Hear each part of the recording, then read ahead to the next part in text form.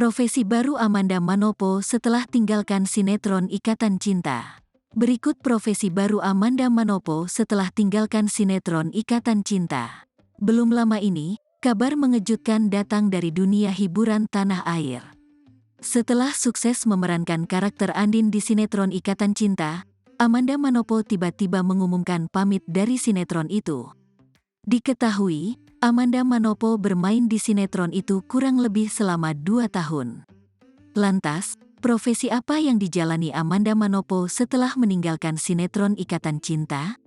Rupanya, perempuan berusia 23 tahun itu kini dipercaya membawakan program acara di televisi.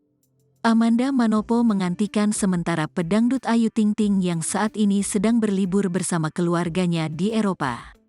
Amanda Manopo menerima pekerjaan apapun setelah tidak lagi bermain sinetron Ikatan Cinta.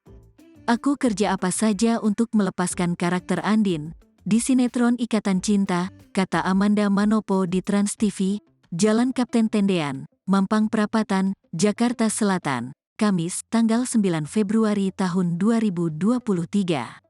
Bahkan, Amanda Manopo juga mengubah gaya rambutnya untuk menanggalkan karakter Andin yang begitu menempel padanya.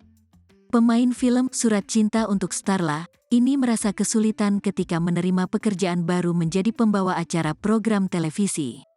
Amanda Manopo mengaku beruntung dibantu banyak rekan kerjanya, seperti Ruben Onsu, Ivan Gunawan hingga Wendy Cagur.